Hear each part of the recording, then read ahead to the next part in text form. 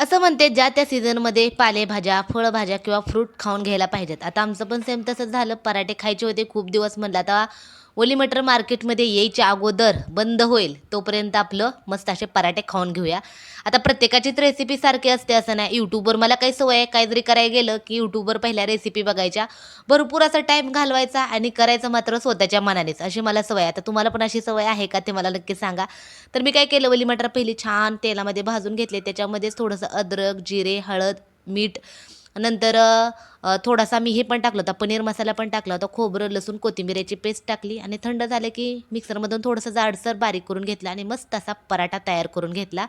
हा पराठा खरंच खूप मस्त आणि इतका टेस्टी झाला होता ना, बासच. अजून एकदा तर मी करणारच आहे. संचितला पण आवडलेत.